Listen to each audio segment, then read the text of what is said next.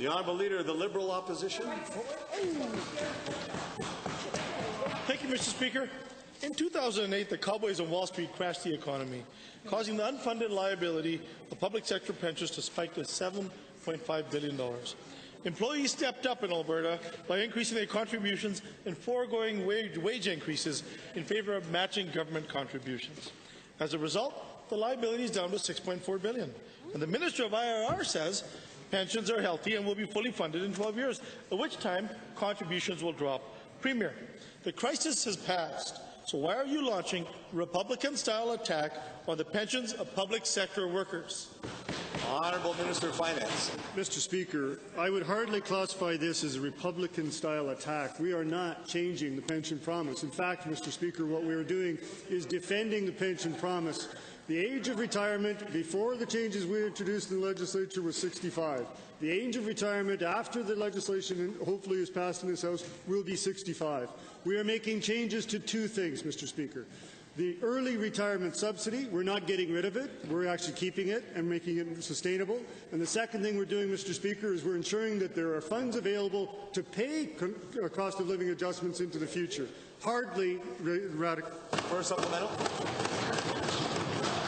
Defending pensions by cutting them, please. We don't want your defence. Thank you very much. Mr. Speaker, too many seniors in Alberta already struggle to survive on insufficient pensions, and the PC plan to reduce cost of living adjustment will only worsen the problem by depriving future retirees of enough money to pay their bills, thus retiring them into poverty. The Premier used to be Health Minister. He knows how expensive poverty is, and he knows how much it will cost in terms of extra health care and subsidized housing.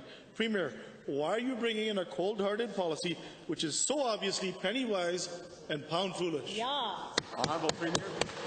Mr. Speaker, the honourable member really clearly does not understand what is happening and ought to go back and review the material again.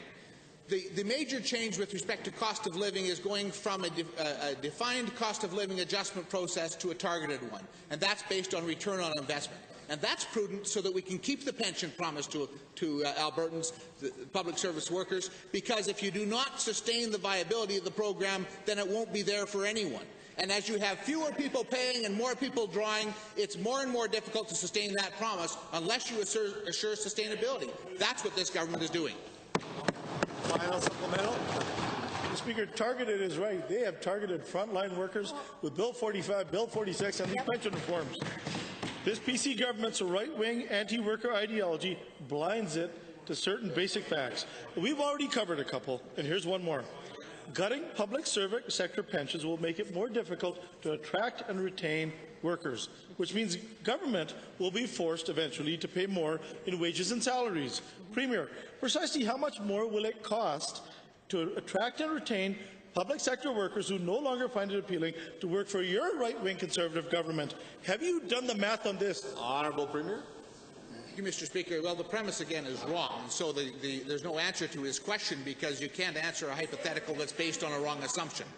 But this is the reality, that it's always been there for public sector workers to be paid fairly, to get good benefits, and to have a pension. That's not there for all the people in the private sector, the benefits and the pension, but it is there for people in the public sector, and that's why many people who have a passion for public service also want to join the public service, because there is security, there are pensions, and there are good benefits.